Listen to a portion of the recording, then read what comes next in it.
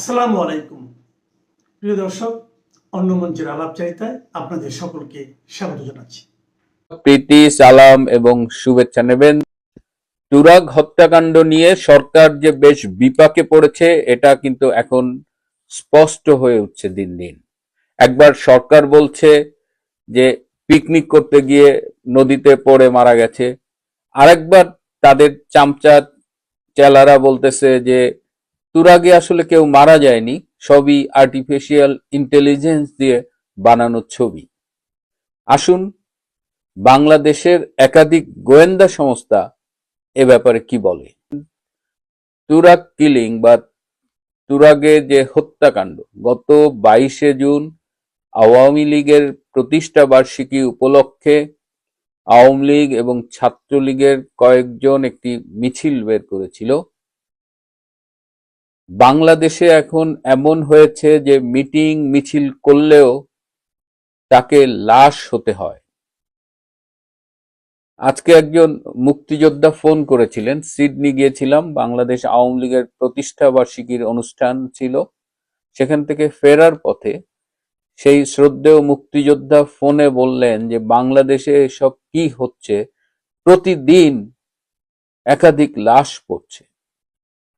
তো তারই ধারাবাহিকতায় আমরা দেখলাম যে তুরাগে 7 জন ছাত্রলীগ কর্মীকে গুম করা হয়েছে এবং তার মধ্যে 3 জনের লাশ তুরাগ নদীতে ভেসে উঠেছে।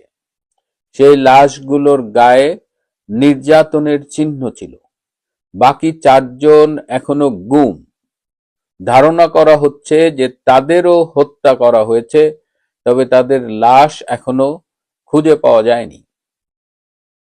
এবং এই যে 7 জনকে গুম করা হলো, তাদের নির্যাতন করে 3 জনের লাশ পাওয়া গেছে, হত্যা করা হয়েছে এবং বাকি 4 জনকেও সম্ভবত হত্যা করা হয়েছে। কারা এদের হত্যা করেছে? যারা এদের হত্যা করেছে তারা যখন হত্যা করতে যায়, এই আওয়ামী লীগ ছাত্রলীগের মিছিলে আক্রমণ করতে যায়, সেই সময়ের ভিডিও কিন্তু আমাদের কাছে আছে। হাতে লাঠি সোঁটা এবং দেশীয় অস্ত্রে সজ্জিত হয়ে তারা এই মিছিলে আক্রমণ করে। ইউটিউবের সীমাবদ্ধতার কারণে আমি আপনাদের ওই ফুটেজটা দেখাতে পারছি না। তারপরে যা হলো, এই যে 3টে লাশ ভেসে উঠেছে, যাকে প্রতীকী অর্থে বলা হচ্ছে যে রক্তাক্ত তুরাগ বা তুরাগ নদীর জল রক্তে ভরে গেছে, সেইখানে সরকার ব্যাপক বিপাকে পড়েছে।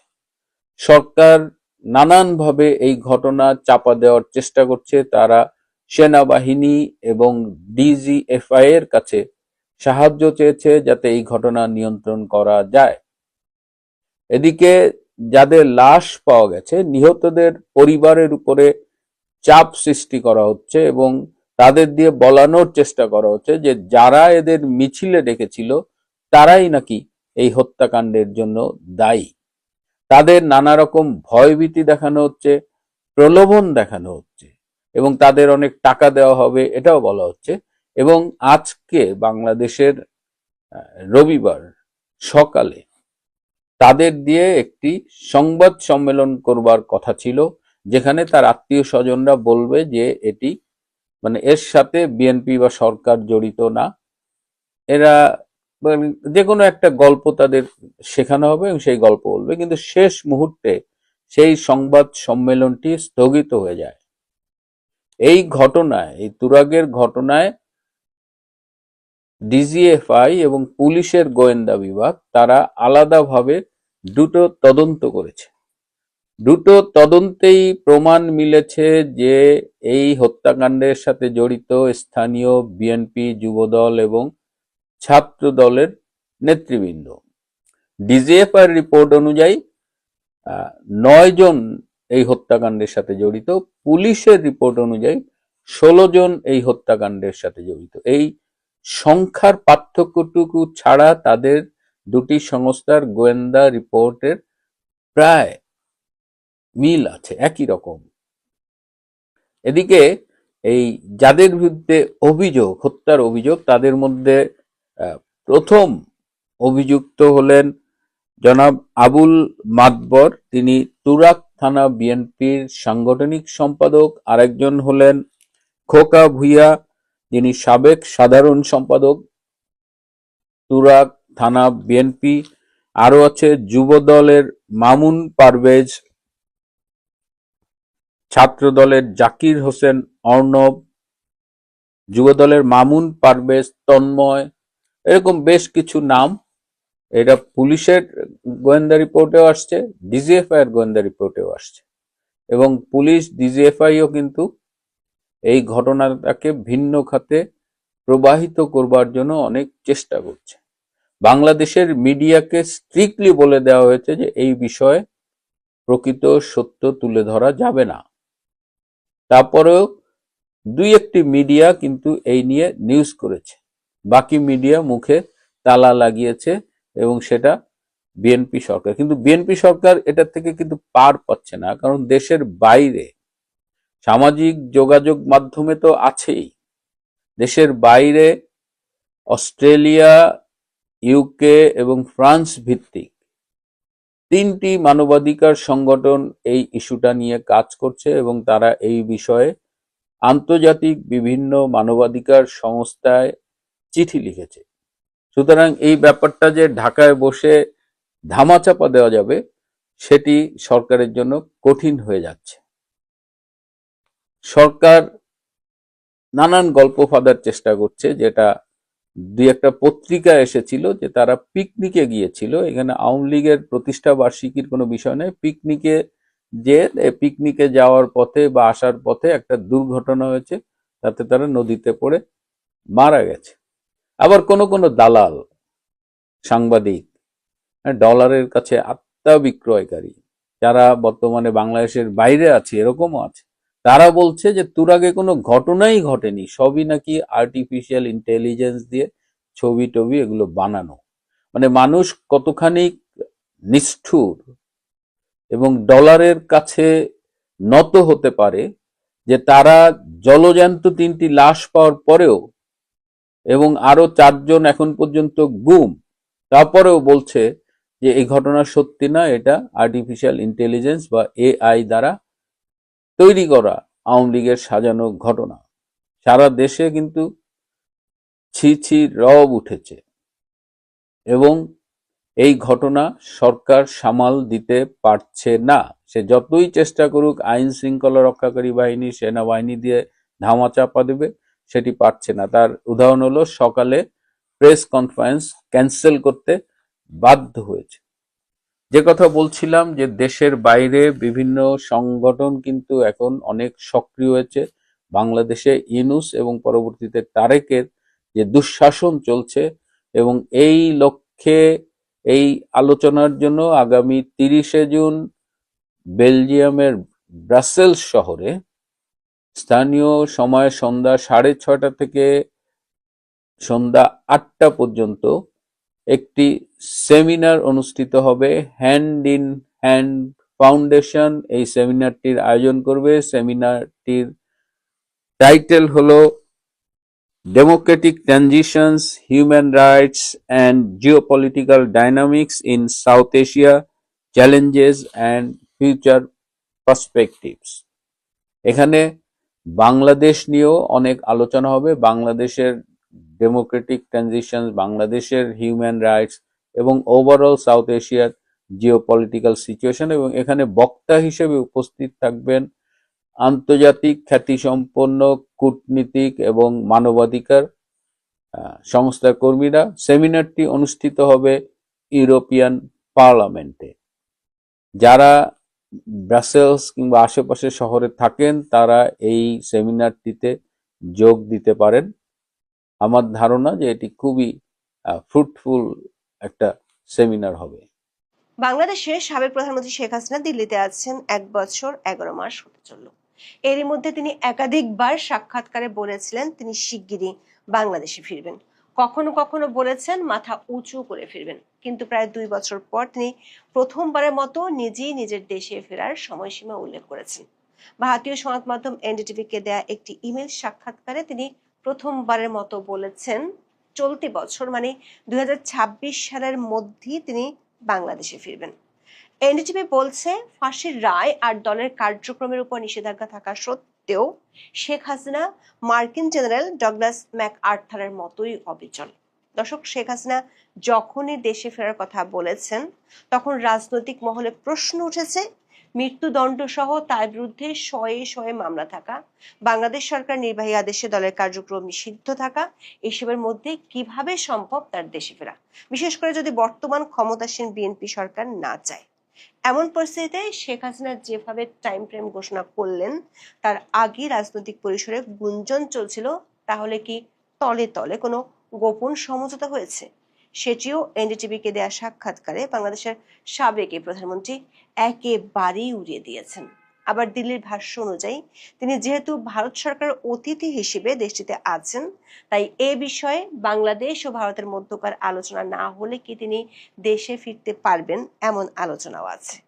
প্রশ্ন হচ্ছে, এমন পরিস্থিতিতে ঠিক কিভাবে এবং কোন প্রক্রিয়ায় আওয়ামী লীগ সভানেত্রী এই বছরের মধ্যে দেশে ফেরার স্পষ্ট ঘোষণা দিলেন? বাংলাদেশের বিরোধী পক্ষ প্রায় দাবি করে দেশটির সাবেক প্রধানমন্ত্রী শেখ হাসিনা ও তার দল আওয়ামী লীগের রাজনীতি শেষ হয়ে গেছে। এর শুরুটা করেছিলেন বিগত অন্তর্বর্তী সরকারের প্রধান উপদেষ্টা মোহাম্মদ ইউনূস। তবে শেষ পর্যন্ত শেখ হাসিনা ও আওয়ামী লীগকে নির্বাচন থেকে দূরে রাখতে নির্বাহী আদেশে দলটির কার্যক্রম নিষিদ্ধ করতে হয়েছিল। একদিকে কার্যক্রমের উপর নিষেধাজ্ঞা, অন্যদিকে দলটির দেশে থাকা নেতাকর্মীদের উপর দমন পীড়নের মধ্যেও দলটির নেতারা প্রায় মিছিল পোস্টারিং করে যাচ্ছে। সবশেষ দলটির গত 23শে জুন প্রতিষ্ঠা বার্ষিকীর কর্মসূচি ঠেকাতে বর্তমান বিএনপি সরকারকে ব্যারাকে ফেরত পাঠানো সেনাবাহিনীকে আবারও মাঠে আনতে হয়েছে। রাজনৈতিক মহলে অনেকের মত হলো, আওয়ামী লীগের ফেরার চেয়ে শেখ হাসিনা ফেরা অনেক বেশি কঠিন, কারণ তার বিরুদ্ধে ইতিমধ্যে বাংলাদেশের আন্তর্জাতিক অপরাধ ট্রাইব্যুনালে ফাঁসির রায় হয়েছে। মোটা দাগে 600-র বেশি মামলা তার বিরুদ্ধে দায়ের হয়েছে। তা সত্ত্বেও গত মে মাসের মাঝামাঝি সময় থেকে আওয়ামী লীগ সভানেত্রী শেখ হাসিনার দেশে ফেরার আলোচনাটা গণমাধ্যম থেকে শুরু করে সামাজিক মাধ্যমে বেশ সরব হয়ে ওঠে। গত 19শে মে 3টি ভারতীয় সংবাদ মাধ্যমে শেখ হাসিনার ইমেল সাক্ষাৎকার ছাপা হয়। ওই সাক্ষাৎকারগুলোতে দাবি করেছিলেন তিনি এবং তার দল আওয়ামী লীগ আরো সংগঠিত হয়ে শক্তিশালী হয়ে যে ফিরবে তার জন্য নীরবে প্রস্তুতি চলছে। তবে কবে নাগাদ ফিরবেন কিংবা কতদিনের মধ্যে দেশে যাবেন সে বিষয়ে বিস্তারিত কিছু বলেননি, বরং এরপর দ্য ওয়ালকে দেয়া এক সাক্ষাৎকারে বলেছিলেন সময় বা দিনক্ষণ কোনো বিষয় নাই। এমনকি আওয়ামী লীগ ও অঙ্গ সংগঠনের যেসব নেতা এতদিন তার সাথে দেখা করতে দিল্লিতে গিয়েছেন তাদেরকেও তিনি মৌখিকভাবে বলেছিলেন তিনি দেশে ফিরবেন এবং সেটা শিগগিরই ফিরবেন। এই প্রথমবারের মতো শেখ হাসিনাকে নিয়ে সংবাদ মাধ্যমের শিরোনাম হলো, তিনি বলছেন এই বছরই দেশে ফিরবেন। 28শে জুন ভারতীয় সংবাদ মাধ্যম এনডিটিভিতে তার একটি ইমেল সাক্ষাৎকার প্রকাশিত হয়, যার শিরোনাম হলো I will return to my country this year, Sheikh Hasina exclusive. এর অর্থ দাঁড়াচ্ছে তিনি এ বছরের মধ্যে দেশে ফেরার কথা বলেছেন। ভারতীয় সংবাদ মাধ্যম দ্য হিন্দুস্তান টাইমস এনডিটিভির এই সাক্ষাৎকারের বরাত দিয়ে বলেছে, প্রায় 2 বছর পর বাংলাদেশের সাবেক প্রধানমন্ত্রী শেখ হাসিনা দেশে ফেরার জন্য অবাধ্য সুরে বলেন তিনি এ বছর ফিরে যাবেন। আর দ্য উইকের খবরে বলা হয়েছে শেখ হাসিনা এই বছরের মধ্যে দেশে ফেরার পরিকল্পনা করেছেন। রাজনৈতিক বিশ্লেষকরা মনে করেন গত মাস থেকে বাংলাদেশের শেখ হাসিনার দেশে ফেরার যে আলোচনা শুরু হয়েছিল তাতে এনডিটিভির এই সাক্ষাৎকারে এবং সেখানে একেবারে টাইম ফ্রেম ঘোষণা করার বিষয়টি নতুন মাত্রা যোগ করবে। কারণ 24শে আগস্টে বাংলাদেশের রাজনৈতিক পট পরিবর্তনের পর শেখ হাসিনা এবং তার দল আওয়ামী লীগের জন্য যে ভয়াবহ পরিবেশ তৈরি হয়েছে সেটি অতীতের যে কোনো সময়ের চেয়ে ভয়ঙ্কর। এনডিটিভি বলছে মৃত্যুদণ্ডের মুখোমুখি হওয়া এবং বাংলাদেশে তার আওয়ামী লীগের কার্যক্রম নিষিদ্ধ করা সব মিলিয়ে বাংলাদেশের সাবেক প্রধানমন্ত্রীর জন্য পরিস্থিতি এর চেয়ে আর খারাপ হতে পারে না। রিপোর্টে বলা হয়েছে এমন ভয়াবহ পরিস্থিতি সত্ত্বেও তিনি অবিচল আছেন, ঠিক আমেরিকান জেনারেল ডগলাস ম্যাকআর্থারের মতো। প্রশ্ন হলো, এনডিটিভি কেন শেখ হাসিনার পরিস্থিতি ও তার বক্তব্যকে মার্কিন জেনারেলের সাথে তুলনা করছে? জেনারেল ডগলাস ম্যাকআর্থার ছিলেন দ্বিতীয় বিশ্বযুদ্ধের অন্যতম প্রভাবশালী ও কিংবদন্তিতুল্য মার্কিন সেনাপতি। দ্বিতীয় বিশ্বযুদ্ধের সময় 1942 সালে জাপানি বাহিনীর তীব্র আক্রমণের মুখে ম্যাকআর্থার ফিলিপাইন থেকে পিছু হটতে বাধ্য হন। কিন্তু রণে ভঙ্গ দেওয়ার সময় তিনি বিশ্বখ্যাত একটি উক্তি করেছিলেন, বলেছিলেন আই শ্যাল রিটার্ন, মানে আমি ফিরে আসবই। ম্যাকআর্থার তার কথা রেখেছিলেন। দীর্ঘ 2 বছর পর 1944 সালে সমস্ত বাধা বিপত্তি পেরিয়ে তিনি বিশাল সৈন্যদল নিয়ে ফিলিপাইনে ফিরে আসেন এবং ফিলিপাইনকে জাপানিদের হাত থেকে মুক্ত করেন। চরম পরাজয়ের মুহূর্তেও ম্যাকআর্থারের এই ফিরে আসা এবং জয়ের প্রতি যে অবিচল আত্মবিশ্বাস ছিল, সেটি থেকে বলা হয় ডগলাস ম্যাকআর্থারের মতো অবিচল। এতদিন শেখ হাসিনা যেভাবে বলেছিলেন মাথা উঁচু করে ফিরবেন, শিগগিরই দেশে ফিরবেন, এনটিভি বলছে শেখ হাসিনা এই বছরের মধ্যে ভারত থেকে বাংলাদেশে যাওয়ার কথা বলেছেন ইমেল সাক্ষাৎকারে। এনটিভির পক্ষ থেকে শেখ হাসিনার কাছে প্রথম প্রশ্ন ছিল, আপনার বিরুদ্ধে মৃত্যুদণ্ডের রায় আছে, এমন প্রেক্ষাপটে আপনার দেশে ফেরার এই ঘোষণা কতটা বাস্তবসম্মত? উত্তরে বাংলাদেশের সাবেক প্রধানমন্ত্রী বলেছেন, দেশে ফেরা তার ব্যক্তিগত উচ্চ আকাঙ্ক্ষার বিষয় নয়, বরং বাংলাদেশের মানুষের রাজনৈতিক অধিকার, গণতন্ত্র, আইনের শাসন ও মুক্তিযুদ্ধের চেতনা পুনঃপ্রতিষ্ঠার সঙ্গে জড়িত। শেখ হাসিনা দাবি করেন তার বিরুদ্ধে দেওয়ার রায় বিচার নয়, বরং রাজনৈতিক উদ্দেশ্য প্রণীত একটি প্রক্রিয়ার অংশ। তিনি বলেন, বিচার ব্যবস্থাকে রাজনৈতিক প্রতিশোধের হাতিয়ার হিসেবে ব্যবহার করা হচ্ছে। আওয়ামী লীগকে নেতৃত্ব শূন্য করার চেষ্টা চলছে। আওয়ামী লীগকে নেতৃত্বহীন করার জন্য বিচার বিভাগকে রাজনৈতিক প্রতিহিংসার হাতিয়ারে পরিণত করা হয়েছে।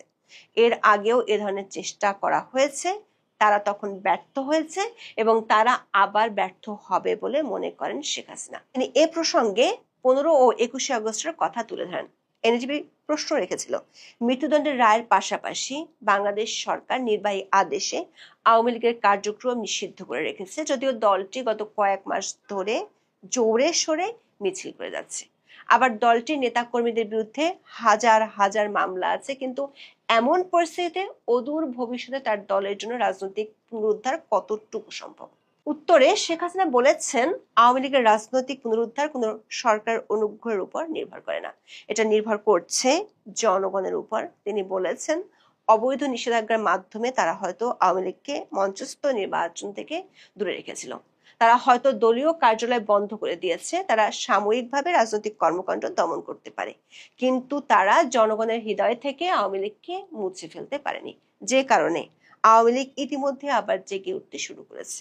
এই জেগে ওঠার নজির হিসেবে শেখ হাসিনা বলছেন, বাংলাদেশের আইন শৃঙ্খলা রক্ষাকারী বাহিনীর এত নির্যাতনের পরও প্রতিদিনই সারা দেশের বিভিন্ন জেলা, উপজেলা, ইউনিয়ন ও এলাকায় আওয়ামী লীগের সমর্থনে মিছিল হচ্ছে। আওয়ামী লীগের কর্মী ও সমর্থকদের পাশাপাশি সাধারণ মানুষ স্বতঃস্ফূর্তভাবে এসব মিছিলে যোগ দিচ্ছেন বলে তিনি দাবি করেছেন। বলেছেন, মায়েরা তাদের সন্তানদের পাশে দাঁড়িয়ে তাদের সাহস ও সমর্থন দিচ্ছেন, এগুলো আওয়ামী লীগ আবার উত্থানের লক্ষণ। আওয়ামী লীগ সভানেত্রী বলেছেন, বর্তমান সরকার আচরণ নিজেই প্রমাণ করে তারা আওয়ামী লীগের সাংগঠনিক শক্তিকে ভয় পায়। এজন্য তারা আওয়ামী লীগের প্রতিষ্ঠাবার্ষিকী অনুষ্ঠান বন্ধ করতে সেনাবাহিনী, বিজিবি ও পুলিশ মোতায়েন করেছে। এটা তাদের দুর্বলতার লক্ষণ। শেখ হাসিনা দাবি করেছেন, আওয়ামী লীগকে বল প্রয়োগ করে দমন করা যায় না। যে দল জনগণের জাগরণ সৃষ্টি করতে পারে তাকে ভয় ও ভীতি প্রদর্শন করে থামানো যায় না। শেখ হাসিনা বলেছেন, বাংলাদেশের সুষ্ঠু গণতান্ত্রিক পরিবেশ ও স্থিতিশীলতা নিশ্চিত করতে হলে আওয়ামী লীগের উপর থেকে অবৈধ নিষেধাজ্ঞা প্রত্যাহার করতে হবে, মিথ্যা মামলা প্রত্যাহার করতে হবে, রাজনৈতিক বন্দীদের মুক্তি দিতে হবে, শান্তিপূর্ণ রাজনৈতিক কর্মকাণ্ডের অনুমতি দিতে হবে। কিন্তু এখন যারা ক্ষমতায় আছেন তারা যদি এই ন্যূনতম গণতান্ত্রিক পথেও বাধা দিয়ে থাকেন, তাহলে জনগণের মধ্যে জমে থাকা ক্ষোভ, বেদনা ও গণতান্ত্রিক আকাঙ্ক্ষা আওয়ামী লীগের জন্য নতুন পথ তৈরি করবে। দর্শক, শেখ হাসিনা ও আওয়ামী লীগের ফিরে আসার আলোচনার মধ্যে একটি গুঞ্জন আছে, সেটি হলো যে পরিস্থিতি এখন শেখ হাসিনা ও আওয়ামী লীগের জন্য বিরাজ করছে, তাতে বর্তমান সরকারি দলের সাথে গোপন কোনো সমঝোতা ছাড়া তাদের ফিরে আসা কঠিন। এনডিটিভি সেই গুঞ্জনের কথা তুলে ধরে শেখ হাসিনার কাছে প্রশ্ন রেখেছে, আওয়ামী লীগের উপর থেকে নিষেধাজ্ঞা তুলে নেওয়া এবং সুষ্ঠু বিচার নিশ্চিত করার বিষয়ে বিএনপির নেতৃত্ব ও আপনার মধ্যে ব্যাক চ্যানেল আলোচনার খবর পাওয়া গেছে। এসব দাবির কি কোনো সত্যতা আছে? এই দাবিকে উড়িয়ে দিয়ে শেখ হাসিনা বলেছেন, গোপন সমঝোতার প্রশ্নই আসে না। বিএনপি নেতৃত্বের সঙ্গে আওয়ামী লীগের নিষেধাজ্ঞা প্রত্যাহার নিয়ে গোপন যোগাযোগের গুঞ্জন প্রসঙ্গে শেখ হাসিনা বলেন, এটি জনগণকে বিভ্রান্ত করার জন্য ছড়ানো প্রচারণা। তার ভাষায়, আওয়ামী লীগের উপর থেকে নিষেধাজ্ঞা প্রত্যাহার করা কোনো অনুগ্রহ নয়, যে কোনো গণতান্ত্রিক রাষ্ট্রে এটা ন্যূনতম প্রয়োজনীয়তা। ন্যায় বিচারও দাতব্য নয়, এটা মৌলিক অধিকার। যদি কোনো নাগরিক, রাজনৈতিক নেতা বা রাজনৈতিক দলের বিরুদ্ধে মামলা হয়, তাহলে তা অবশ্যই স্বাধীন, নিরপেক্ষ ও বৈধ বিচারিক প্রক্রিয়ার মাধ্যমে এগিয়ে যেতে হবে। রাজনৈতিক নির্দেশিত ট্রাইব্যুনাল, বানোয়াট মামলা, ভয়ভীতি প্রদর্শনের মাধ্যমে জোরপূর্বক সাক্ষ্য বা বিচার বিভাগের উপর চাপের মাধ্যমে ন্যায় বিচার পাওয়া যায় না। তিনি দাবি করেন, আওয়ামী লীগের প্রত্যাবর্তন অন্য কোনো দলের দুর্বলতার উপর নির্ভর করে না, জনগণের সমর্থনই দলটির মূল শক্তি। শেখ হাসিনার অভিযোগ, বাংলাদেশ বিরোধী শক্তি ষড়যন্ত্রের মাধ্যমে জনগণের একটি অংশকে বিভ্রান্ত করে আওয়ামী লীগকে ক্ষমতা থেকে সরিয়েছে, কিন্তু তারা মানুষের হৃদয় থেকে আওয়ামী লীগকে মুছে ফেলতে পারেনি। এনটিভির এই ইমেল সাক্ষাৎকারের মধ্য দিয়ে শেখ হাসিনা একটি টাইম ফ্রেমের কথা জানিয়ে দিয়েছেন, যে সময়টির মধ্যে তিনি বাংলাদেশে ফিরবেন। এর আগে ভারতের পররাষ্ট্রমন্ত্রী ডক্টর জয়শঙ্কর এক সাক্ষাৎকারে বলেছিলেন, শেখ হাসিনা তার ইচ্ছেতেই ভারতে গিয়েছিলেন এবং বাংলাদেশে ফেরাটা একান্তই তার নিজের সিদ্ধান্ত। তবে সেক্ষেত্রে ভারতের কাছে শেখ হাসিনার নিরাপত্তার বিষয়টি খুবই গুরুত্বপূর্ণ। প্রশ্ন হলো, শেখ হাসিনার এই বছরের মধ্যে ফেরার ঘোষণাটা তাহলে বাংলাদেশ ও ভারত সরকার কিভাবে দেখবে? এর আগে 1/11-এর সময় শেখ হাসিনাকে দেশে ফিরতে বাধা দেওয়া হয়েছিল। ওই সময় তিনি ঘোষণা দিয়ে দেশে ফিরেছিলেন, তবে এবারের পরিস্থিতি একেবারেই ভিন্ন। আবার তাকে ফিরতে হবে মৃত্যুদণ্ড মাথায় নিয়ে। এখন দেখার বিষয়, শেখ হাসিনার এই ঘোষণার পর আগামী 6 মাসের মধ্যে শেখ হাসিনা জেনারেল ডগলাস ম্যাকআর্থারের মতো নতুন কোনো ইতিহাস লিখতে পারেন কিনা। যদি পারেন, সেটি কিভাবে লিখবেন সেটিও বড় আলোচনার বিষয় হয়ে দাঁড়াবে। এখন এ পর্যন্ত, সবাই ভালো থাকুন। আমাদের প্রবলেমটা হলো যে আপনি নিশ্চয়ই হয়তো দেখেছেন যে কিছু সামাজিক যোগাযোগ মাধ্যমে একটা ভিডিও ছাড়া হচ্ছে যে আমাদের সেনাবাহিনী নারে তকবীর আল্লাহু আকবার বলে প্যারেড করছে, কিন্তু আমরা যারা এই অডিও ভিজুয়াল বিষয়টা বুঝি, আমরা এটা ভালো করে পরীক্ষা করে দেখেছি। যেহেতু আমার স্টুডিও আছে, আমি স্টুডিওতে দেখেছি এটা অডিওটা ঢুকে দেওয়া হয়েছে ওই ভিডিওর সাথে। তার মানে ষড়যন্ত্রটা কার বিরুদ্ধে?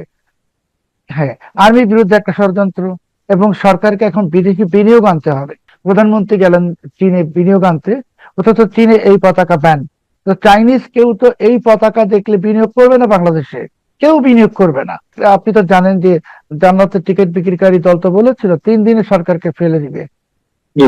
তো এখন তারাই যদি এটার পিছনে থাকে, এটা বা তারা যদি নেই, তার গ্যারান্টি কোথায়? বা ইউনূস নিজেই এসব করছে না, তারই বা গ্যারান্টি করতে? তার লোকেরা তো আগে করেছে। কাজে তারা বাংলাদেশে অস্থিতিশীল সৃষ্টি করে এটা আবার ওই ইউনূসের মতো একটা জঙ্গি শাসন চাপানোর চেষ্টা করছে। আমরা দেখেছি ডক্টর ইউনূস ক্ষমতা আসার পরপরই অথবা 5 আগস্ট গণ আন্দোলনের পরপরই সারা দেশের কারাগার ভেঙে যেমন জঙ্গিবাদে অভিযুক্ত ব্যক্তিরা বেরিয়ে এলেন, এবং তারপর পরে সারা দেশে আমরা কালেমাযুক্ত কালো পতাকার মিছিল দিকে দিকে করতে দেখলাম। মাঝে কিছুদিন বন্ধ ছিল, আবার হঠাৎ করে সারা দেশ হঠাৎ করে এই ধরনের পতাকায় সয়লাভ হয়ে গেল। কেউ কেউ এটির সঙ্গে আইসিসের পতাকার মিল দেখতে পাই। যদি তাই হয়ে থাকে, কেন এমনটি ঘটছে আপনার কি মনে হয়? এবং এই বিষয়টিতে কোন ধরনের উদ্বেগের কিছু রয়েছে কিনা? অনেক অনেক ধন্যবাদ। দেখুন, ইউনূসের সময়ে যে আপনি বললেন যে সাদা পতাকা এবং কালো পতাকা দুটোই দেখা যাচ্ছিল, কলমা খচিত। এবং তখন কিছু গণমাধ্যমে রিপোর্ট এসেছিল যে এই পতাকা কাণ্ডের পিছনে ইউনূসের একজন উপদেষ্টা এবং একজন সহকারী অর্থায়ন করছেন। তারপর যখন একটা পশ্চিমা বিভিন্ন দূতাবাস থেকে একটা চাপ আসে, তখন সেই পতাকাগুলো উধাও হয়ে যায়। এবার যে পতাকার যে সূত্রপাত, সেটা হলো 13 জুন মুফতি হারুন ইজহার তিনি একটা বয়ান দেন। সেই বয়ানে বলেন যে বাংলাদেশে যে ফুটবল খেলাকে কেন্দ্র করে যে বিদেশি পতাকা উঠছে, উনি বলেন যেটা বিজাতীয় পতাকা, এটা জায়গায় কালেমার পতাকা উড়ায় দাও। তো ওনার এই বিজাতীয় পতাকা মানে ফুটবল ম্যাচ তো বছরের পর বছর ধরে হয়েছে উনি কি বাংলাদেশে, কালেমার তখন পতাকার কথা বলেছেন নাকি কালেমার পতাকা?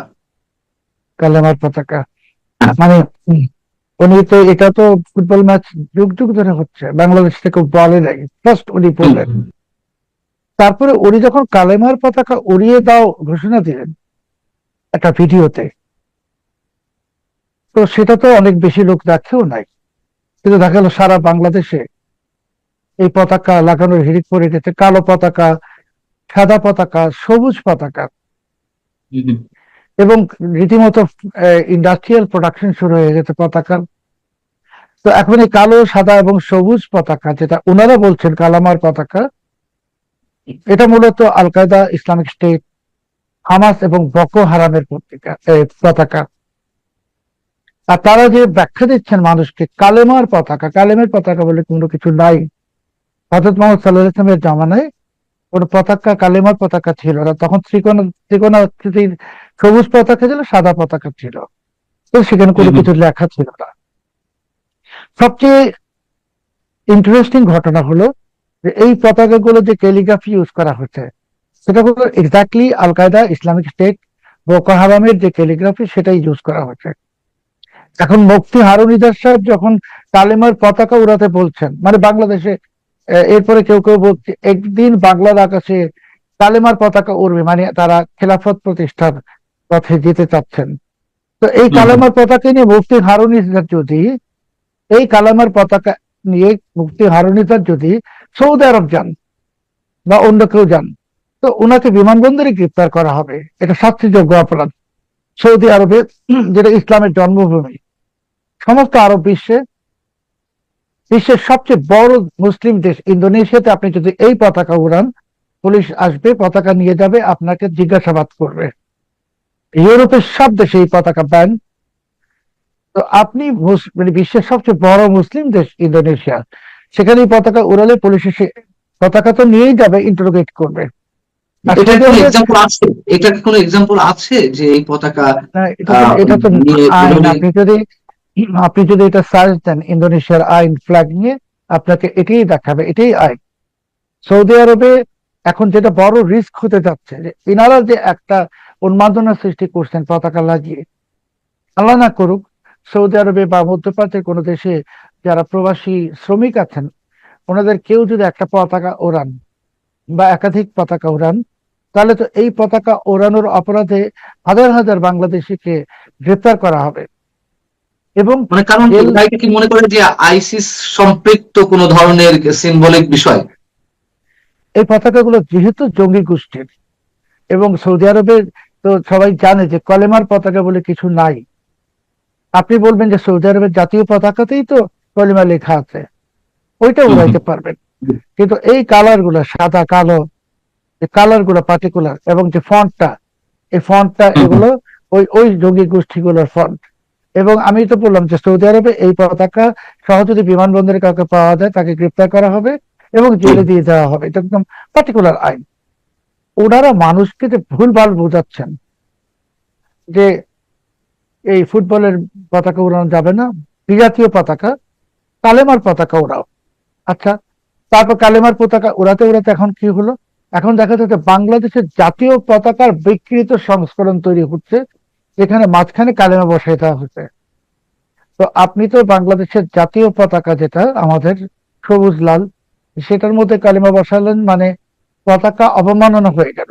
তা ওনাদের এজেন্ডাটা তো আমরা বুঝতেছি, ওনাদের এজেন্ডাটা হলো ওনারা আসলে গণতান্ত্রিক সিস্টেমটাকে বানচাল করতে চাচ্ছেন, ফার্স্ট।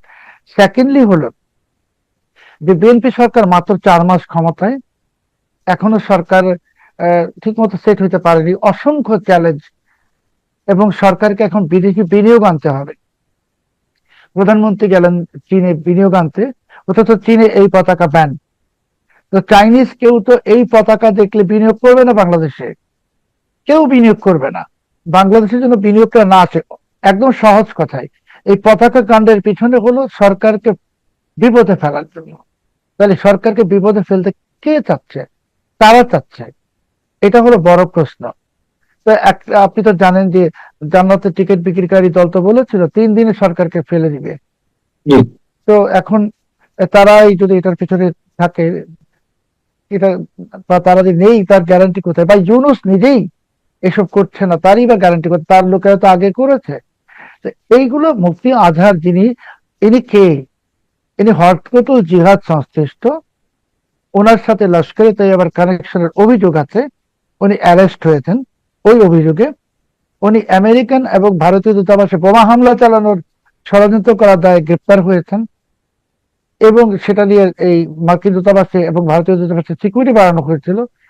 তো এমন একজন বিতর্কিত ব্যক্তি বা আলোচিত ব্যক্তি, যার পিছনে আমরা যাকে বলি যে টেররিস্ট ট্র্যাক রেকর্ড আছে, তো উনি কেন এটা বললেন? তারপরে বাকিরা সবাই, আপনি যদি দেখেন, উনি শুধু বললেন পতাকা ওরাও, এখন একের পর এক কথা মানে বাড়ছে, তারা ক্রমাগত বাড়ছে। এখন বলছে যে একদিন বাংলার আকাশে কালেমার পতাকাই উড়বে। তার মানে এই গণতন্ত্রকে বিনাশ করে দিয়ে খেলাফত রাষ্ট্র প্রতিষ্ঠার প্লট।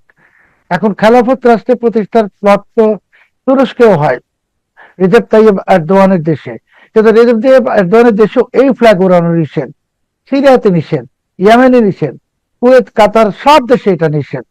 আপনি দেখবেন আজকে জাতিসংঘের যে ট্রেসম্যান, তিনি আইজিপির সঙ্গে দেখা করে উদ্বেগ প্রকাশ করেছেন। কালকে অন্য পশ্চিমা দেশগুলো উদ্বেগ প্রকাশ করবে। তারপরে কি হবে? বাংলাদেশের জন্য একটা খুব বাজে কোনো পরিণতি আসবে। তা আমাদের প্রবলেমটা হলো যে, আপনি নিশ্চয়ই হয়তো দেখেছেন যে কিছু সামাজিক যোগাযোগ মাধ্যমে একটা ভিডিও ছাড়া হচ্ছে যে আমাদের সেনাবাহিনী নারে তকবীর আল্লাহু আকবার বলে প্যারেড করছে। কিন্তু আমরা যারা এই অডিও ভিজুয়াল বিষয়টা বুঝি, আমরা এটা ভালো করে পরীক্ষা করে দেখেছি। যেহেতু আমার স্টুডিও আছে, আমি স্টুডিওতে দেখেছি, এটা অডিওটা ঢুকে দেওয়া হয়েছে ওই ভিডিওর সাথে। তার মানে ষড়যন্ত্র কার বিরুদ্ধে?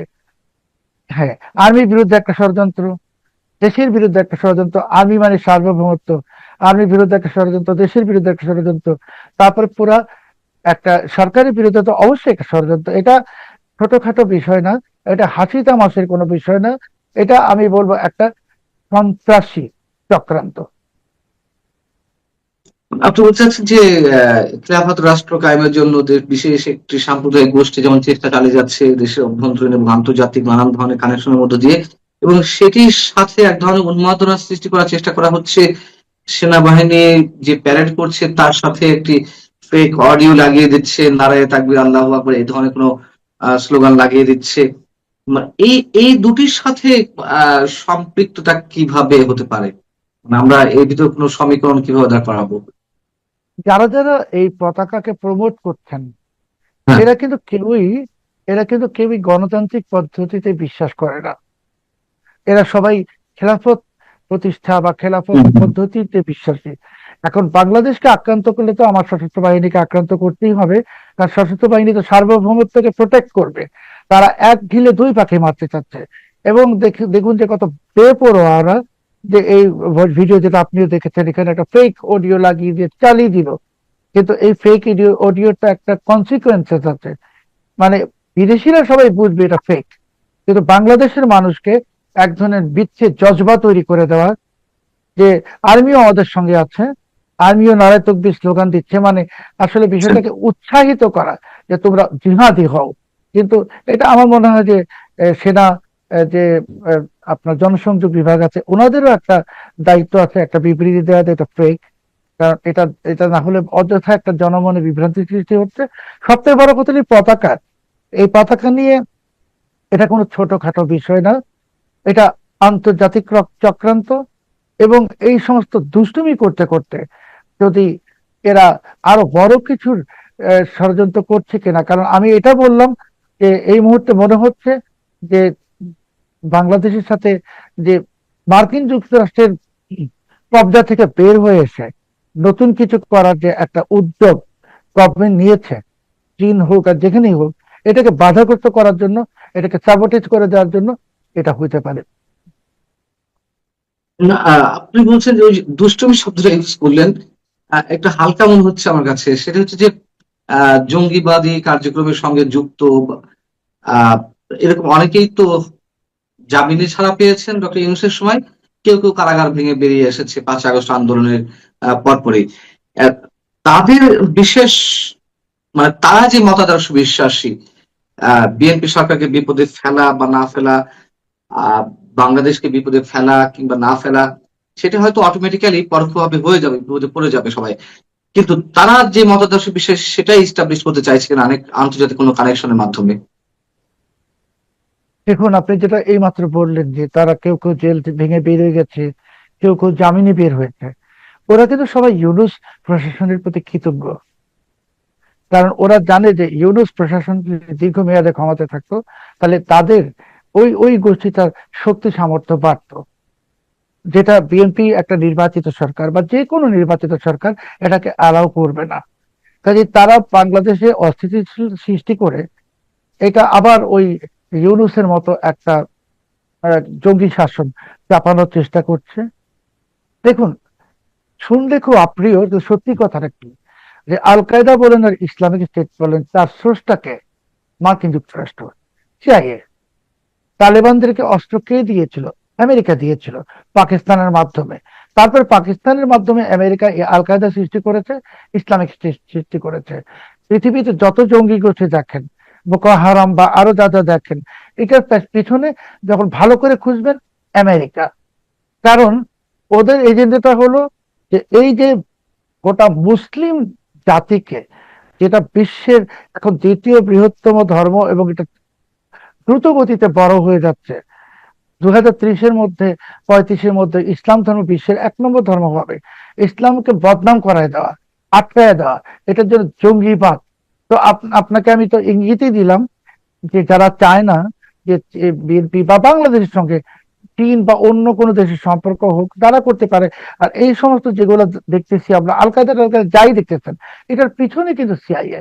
কারণ আমি একটা ছোট্ট উদাহরণ আপনাকে দিব, খুবই ছোট উদাহরণ, যে আপনি আল কায়দা বলুন, বোকো হারাম যাই বলুন, ওরা তো অস্ত্র ব্যবহার করে।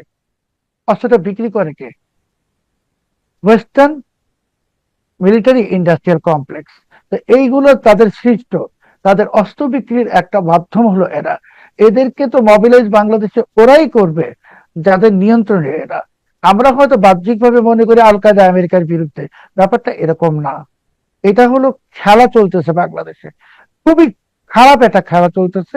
বাংলাদেশ ভূ রাজনীতির একটা দাবার বোর্ডে পরিণত হয়ে গেছে। এখানে কে কে কোথায় কি খেলতেছে আমরা জানি না, তবে এই পতাকা কাণ্ড সেই খেলার একটা অংশ।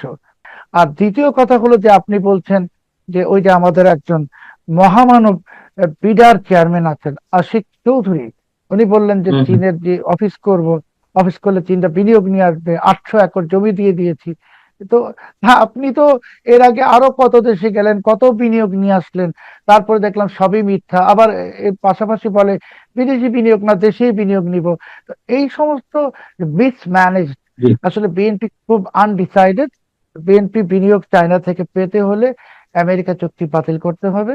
আর আমেরিকার চুক্তি যেন বাতিল না করা যায়, সেই জন্য আমেরিকা অনেক রকম খেলা খেলবে। আজকে হয়তো পতাকা কাণ্ড দেখছি, কালকে অন্য কিছু দেখব। কারণ আমেরিকার ফাঁদে আমরা যখন পা দিয়ে দিয়েছি, সেই ফাঁদ থেকে বের হয়ে আসা এত সহজ না। আসসালামু আলাইকুম রহমতুল্লাহি ওয়াবারাকাতুহু। সম্মানিত দর্শক, বাংলাদেশের রাজনীতিতে আওয়ামী লীগের যে অপরিহার্যতা, এটা কোনো অবস্থাতে মাইনাস করা যাচ্ছে না। আর রাজনীতির যে আলোচনা, নেতৃত্বের যে আলোচনা, সেই আলোচনায় শেখ হাসিনাকেও মাইনাস করা যাচ্ছে না। ফলে ঘুরে ফিরে যত রাজনীতির আলোচনায় হচ্ছে, সেই আলোচনাতে আওয়ামী লীগ ভার্সেস বিএনপি আসছে, বিএনপি ভার্সেস আওয়ামী লীগ আসছে, কিন্তু আওয়ামী লীগ ভার্সেস জামাত, জামাত ভার্সেস এনসিপি, এই জিনিসগুলো আসছে না। ফলে কি হলো, বিএনপি, এনসিপি, জামাত, এদের সবাইকে মানুষজন মনে করছে যে এরা হলো মুদ্রার এপিঠ, কিংবা নদীর এক তীর। এক তীরের যেমন বসতি রয়েছে, পাড়া প্রতিবেশী রয়েছে, কিংবা একই পরিবারে ভাই ব্রাদার রয়েছে, যে কোনো কারণে একটু ভিন্ন হয়ে আছে, ঠিক ওই রকম এখন বাংলাদেশে যে সকল রাজনৈতিক দল রয়েছে, মোরালেস তাদের সবার মধ্যে একটা হৃদয় মাছের সম্পর্ক রয়েছে এবং তারা একে অপরের জড়োয়া ভাই। আর সীমান্তের ওপারে বলেন, জেলখানাতে বলেন, পদ্মা নদীর ওপারে বলেন, পর্দার আড়ালে বলেন, যে রাজনৈতিক শক্তিটি, সেই রাজনৈতিক শক্তিটি হলো আওয়ামী লীগ এবং তার সঙ্গে তার সহযোগী সংগঠন এবং একই সঙ্গে তার যে সকল রাজনৈতিক মিত্র ছিল, জাসদ, ওয়ার্কার্স পার্টি, জাতীয় পার্টি, এরপর হেফাজতের একটা বিরাট অংশ, অন্যান্য যে রাজনৈতিক দলগুলো আছে, আওয়ামীপন্থী, আওয়ামী লীগ জমানাতে যারা আমি এবং মামুদের সরকার, যারা গৃহপালিত বিরোধী দল, হোয়াট এভার মেবি, যে কথাই বলেন না কেন, ওটা আর একটা ব্লকের মধ্যে রয়ে গেছে। ফলে কি হলো, যেমন আপনি একটা ঘরের মধ্যে আছেন, চারিদিকে আবদ্ধ, কিন্তু ঘরের অপর প্রান্তে আপনি জানেন যে সাপ আছে, ব্যাঙ আছে, বেজি আছে, বাঘ আছে, ভাল্লুক আছে, ভূত আছে, জিন আছে, প্রেত আছে, কিন্তু আপনি কোনো ব্যারিয়ার তৈরি করতে পারছেন না। ফলে আপনি যেখানেই থাকেন না কেন, প্রতি মুহূর্তে মনে হবে এই এলো বুঝি, এই ধরলি বুঝি, কাজেই সেই আক্রমণ থেকে বাঁচার জন্য আপনি অনেক কিছু করবেন। একইভাবে বাংলাদেশের রাজনীতিতে আওয়ামী লীগের অবর্তমানে, মানে আওয়ামী লীগ থাকলে আওয়ামী লীগ সম্পর্কে যে ভয় থাকতো, ভীতি থাকতো, তার চেয়ে শত শত গুণ বেশি ভয়, আতঙ্ক, অনিশ্চয়তা তৈরি হয়েছে পর্দার আড়ালে থাকা আওয়ামী লীগকে নিয়ে। এর ফলে কি হলো, সকল রাজনীতির আলোচনায় আওয়ামী লীগ কি আছে রাজনীতিতে? একদল বলছে আছে, আরেক দল বলছে নেই। আওয়ামী লীগ কি টিকে থাকবে? একদল বলছে টিকে থাকবে, আর একদল বললো যে টিকে থাকার কি আছে, আওয়ামী লীগ তো আছি, 6 কোটি মানুষ আওয়ামী লীগ করে, এখানে টিকে থাকার কি আছে। আর একদল নানা রকম তথ্য উপাত্ত হাজির করছে, না না না, এটা সম্ভবই নয়। ইতিহাসে যে সমস্ত রাজনৈতিক দল গণ অভ্যুত্থানে পরাজিত হয়েছে, তারা মানবজাতির ইতিহাসে কোনো দিন ফিরে আসে নাই। তো এই যে সমস্ত লোকজন ইতিহাসের কথা বলেন, কিছু কিছু হলে ইতিহাসে এটা হয়নি, এটা হয়নি, সারা দুনিয়ার এরকম নজির নাই। তাদেরকে যদি বলা হয় বাংলাদেশের কুড়িগ্রাম জেলার ইতিহাস বলেন, নীলফামারীর ইতিহাস বলেন, তারা বলতে পারবে না, কিন্তু দুনিয়ার ইতিহাস তারা জানেন। তাদেরকে যদি বলা হয় সারা দুনিয়ার ইতিহাস তারা জানে, কিন্তু বাংলাদেশে যদি বলা হয় 1935 সনের ভারত শাসন আইন সম্পর্কে একটু বলেন তো, আপনারা যদি বলেন যে মার্লো মিশন সম্পর্কে কিছু বলেন তো, ক্রিপস মিশন সম্পর্কে কিছু বলেন তো, কিচ্ছু বলতে পারবে না, কিছু বলতেই পারবে না। এক লোক দেখা গেল যে আমি মাঝে মধ্যে বিভিন্ন কোরআনের আয়াত বলি, তো সংগতির কারণ হলো কি, যে উচ্চারণ, আরবি উচ্চারণ যেটা আছে আমাদের দেশে, যে আরবি উচ্চারণ হয় মেইনলি হলো কয়েকটি আরবি শব্দ আছে, যেমন বাংলাতে আমরা চাঁদ বলি, চাঁদ, বা দীর্ঘই, রস্বরী দীর্ঘরি। তো এই শব্দগুলোর উচ্চারণ করে পরিশুদ্ধ বাংলায় কথা বলে এইরকম লোক আপনি পাবেন না। আচ্ছা, কিন্তু এই বাংলা ব্যাকরণটা যদি আপনি জার্মানির কোনো লোককে বলেন বা আমেরিকার কোনো লোককে বলেন, সে কিন্তু পরিশুদ্ধভাবে, তাকে যদি আপনি একবার শিখিয়ে দেন চাঁদ, সে যেন আজকে আকাশে চাঁদ উঠেছে, চাঁদ উঠেছে, এইভাবে বলে, আপনি হাসতে হাসতে মরে যাবেন। কিন্তু আমরা বাঙালিরা কখনোই কিন্তু এই ভাষায় কথা বলি না। এখন সেই যে হযরত শাহজালাল রহমতুল্লাহ আল্লাহের সঙ্গে আমাদের দেশে আরব দেশের লোকেরা এসছে, ওই সময় আমাদের দেশের লোকদেরকে যে শিক্ষা দেওয়া হয়েছে, এইভাবে আইন উচ্চারণ করতে হবে, গাইন উচ্চারণ করতে হবে, আলিফ, ছোট আলিফ, বড় আলিফ, এই জিনিসগুলো করতে হবে, এখানে টান দিতে হবে, ওটাই উস্তাদদের মাধ্যমে বংশ পরম্পরায় সিনা থেকে সিনা চলে আসছে। এবং এই লাইনে যারা শিক্ষা গ্রহণ করছে, তারা এই আরবি শিক্ষাটাকে মনে করে যে আল্লাহ স্বয়ং তাদেরকে শিখিয়েছে, এখানে নির্ভুল, পৃথিবীতে একমাত্র আরবি হলো শ্রেষ্ঠতম ভাষা, আল্লাহর পক্ষ থেকে অন্য কোনো ভাষা নেই, কিয়ামতে আরবি ছাড়া আল্লাহ আরবিতে কথা বলবেন এবং দুনিয়ার সব মানুষ আরবিতে কথা বলবে, এই ধরনের কথাবার্তা সবাই প্রচার করেন। তো তাদের সামনে আপনি যদি কোনো কারণে, যেখানে হায়ের উচ্চারণ আলহামদুলিল্লাহ, এই যে হা, এইভাবে যদি নর্মালি বলেন আলহামদুলিল্লাহ, বলা হয় নাই, জান্নাতে যাইতে পারবা না, তুমি একমাত্র হায়ের উচ্চারণ করতে পারো না, আইনের উচ্চারণ করতে পারো না। তো এরকম কয়েকজন লোকজন আসলো, আমি তাদেরকে জিজ্ঞেস করলাম, আচ্ছা বাবা, তোমরা তো বলো তো, এই যে তোমরা এইগুলো নিয়ে বাড়াবাড়ি করছো, 1400 বছর আগে মোহাম্মদ রসুল্লাহ সাল্লাল্লাহু আলাইহি ওয়াসাল্লাম যখন এলেন 570 খ্রিস্টাব্দে আরব দেশে, আরবি হরফ বা বর্ণমালা কয়টা ছিল বলো তো এখন? সঙ্গে সঙ্গে মুখ হয়ে গেল। আমি বললাম যে এই যে তোমরা যে কথাগুলো বললো, আজকে যে কোরআন শরীফটা লেখা হচ্ছে, এটা কত খ্রিস্টাব্দে এই প্রথম এই বর্তমান যে ফরম্যাটটা আছে এই ফরম্যাটটা ছিল, বা এই ফরম্যাটটা মানে তৈরি হয়েছে, বলতে পারবে না। তো এরকম অনেক কিছু আছে আমাদের দেশে, যেমন আওয়ামী লীগ ফিরে আসবে না, ওটা আসবে না, ওটা আসবে না, রাজ্যের দুনিয়ার ইতিহাস সব নিয়ে আসলো। কিন্তু যে ইতিহাসটা তাদের জানা দরকার, যে বিষয়টি তাদের জানা দরকার, যে একটা মানুষের রাজনীতির যে বোধ, বুদ্ধি কেন এবং কিভাবে আসে, কেন একটা মানুষ আওয়ামী লীগ করে, কেন একটা মানুষ জামাত করে, কেন একটা মানুষ এনসিপি করে, এই যে ডিফারেন্ট যে তার চিন্তা, ফিলসফি, এটা মানুষের হৃদয়, মন, মস্তিষ্ক থেকে কেন এবং কিভাবে আসে, এই জিনিসটা আমি আজ পর্যন্ত কারোর সাথে আলাপ করে, যাদের সাথে আলাপ করেছি, কেউ বলতেই পারে না। জানি এই ধরনের একটা প্রশ্ন যে আপনি আওয়ামী লীগ কেন করেন, বলেন আওয়ামী লীগ যখন করেন তখন আপনার মস্তিষ্কের মধ্যে কি ধরনের যাকে বলা হয় রসায়ন হয়, তারপর বিএনপির কথা শুনলে আপনার মস্তিষ্কের মধ্যে কি ধরনের রস পড়ে, চোখের কি সমস্যা হয়, পর্দা কিভাবে নাচে, এই কথা বললে চিন্তা করে যে এটা বেকুব, এই ধরনের একটা প্রশ্ন হলো। বিএনপির কথা শুনলে আওয়ামী লীগের লোকজনের রাগ হবে, আওয়ামী লীগের কথা শুনলে বিএনপির লোকজনের রাগ হবে, এটি তো স্বাভাবিক। কিন্তু এর মধ্যে যে মনস্তাত্ত্বিক, সাইকোলজি, বিজ্ঞান, রসায়ন, ফিজিক্স, কেমিস্ট্রি আছে, এবং এটার ভিত্তিতেই ভবিষ্যৎ রাজনীতি নির্ধারিত হয়। এই বিষয়গুলো নিয়ে আমাদের যারা রাজনীতির ময়দানে বক্তব্য দেই, আমরা প্রায় সবাই এই বিষয়গুলো জানি না। না জানার কারণে এই কোনোদিন আওয়ামী লীগের লোকজন বলতো তারেক রহমান মরে গেলেও বাংলাদেশে আসতে পারবে না, বিএনপি শেষ, কিয়ামত পর্যন্ত আসতে পারবে না। এখন বিএনপি, তারেক রহমান কেন ক্ষমতায় বলেন? আওয়ামী লীগ কোথায়? যে কারণে তারেক রহমান ক্ষমতায়, একই কারণে ভবিষ্যতে শেখ হাসিনা ক্ষমতায় আসবে, এবং একই কারণে ভবিষ্যতে জয়, পুতুল, ববি এরাও ফিরে আসবে। এবং এই যে ধারাবাহিকতা, সেই ধারাবাহিকতার কারণে আপনি চিন্তা করেন কত হাজার বছর আগে মুসা নবীর জমানাতে যে ফেরাউন নীল নদের মধ্যে ডুবে মরেছে, সেই লাশ, কঙ্কালটি ফ্রান্স আনবে মিশর থেকে পরীক্ষা করার জন্য, জাস্ট একটা ল্যাবরেটরি টেস্ট। কিন্তু মিশর বলছে যে নো, তোমরা আমাদের দেশের রাজাকে নিচ্ছ, ইতিহাসের সবচেয়ে সেরা রাজাকে নিচ্ছ, ফেরাউন রামসিস দ্য গ্রেট। কাজেই তাকে অভ্যর্থনা জানাতে হলে তোমাদের এয়ারপোর্টে এসে তোমাদের প্রেসিডেন্ট ফ্রাঁসোয়া মিতেরা, ফ্রান্সের প্রেসিডেন্ট, তাকে রিসিভ করতে হবে, রাজুকেও সেলুট দিয়ে, রয়্যাল গার্ড দিয়ে তাকে গ্রহণ করতে হবে, এবং তাকে আবার সেই রয়্যাল গার্ড দিয়ে মিশরে পাঠাতে হবে। এটা যদি রাজি হও তাহলে মিশর পাঠাবে, আদারওয়াইজ পাঠাবে না।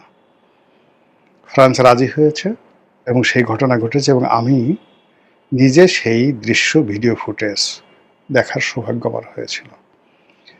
এই কাজ মিশর কেন করলো? একটা কঙ্কালের সাথে তার রাজকীয় ব্যবহার করতে হবে, এই যে আনুগত্য। আমরা বাংলাদেশে বসে মানে ফেরাউনকে এত গালাগালি করি। আমি যখন প্রথম মিশরে গেলাম ওদের স্টেট গেস্ট হিসাবে,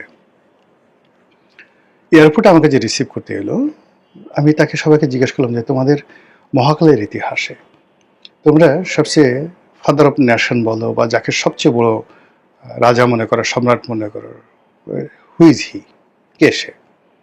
সে বললো রামসিস দ্য গ্রেট, ফেরাউন রামসিস দ্য গ্রেট। একটু বুঝেন যে আমরা যে গালাগালি করি, ওরা তাকে জাতির পিতা হিসেবে মান্য করে। তো অথচ সেই মিশরে যে তেলাওয়াতের যে প্রথা, আজকে যে আমরা আধুনিক তেলাওয়াত করি, এটা মিশরে শুরু হয়েছিল। সেই তেলাওয়াত, ফেরাউনের দেশে সেই তেলাওয়াত নিয়ে আমরা এই দুনিয়াতে কাণ্ড কারখানা করে ফেলি। এখানে হাত কেন বাঁধলাম না, এখানে টান কেন দিলাম না, এখানে গুজু কেন হলাম না, এই হলো আমাদের বাঙালির অবস্থা। এনিওয়ে, যেটা বললাম, রাজনীতিতে আওয়ামী লীগের যে উপস্থিতি, এটি বর্তমান প্রেক্ষাপটে অপরিহার্য, এবং আগামী রাজনীতি যে শেভ, আগামী রাজনীতির যে একটা স্থিতি, আকার এবং আকৃতি, এ পুরোটাই নির্ভর করছে আওয়ামী লীগের উপরে। টুডে অর টুমরো, এই যে পার্লামেন্ট চলছে, পার্লামেন্টের মধ্যে মানে ভিতর কি হচ্ছে জানি না, বাইরে থেকে সবাই বলছে এটা হলো মানে আমি এবং মামুদের পার্লামেন্ট। এখানে যে বিরোধী দল যারা আছে এরা সব সাজানো গোছানো মেকি, এরা সবাই একই ভাষায় কথা বলে এবং একটা সমঝোতার পার্লামেন্ট। এবং খোদ পার্লামেন্টে যারা সংসদ সদস্য আছেন, সরকারি দলের আছেন, বিরোধী দলের আছেন, তারাও ঠিক একই অভিযোগ করছেন যে এখানে যা কিছু হচ্ছে মেকি, মক পার্লামেন্ট হচ্ছে, একটা সাজানো গোছানো পার্লামেন্ট হচ্ছে। এটা যে কোনো সময় বুমেরাং হতে পারে যে কোনো পক্ষের জন্য।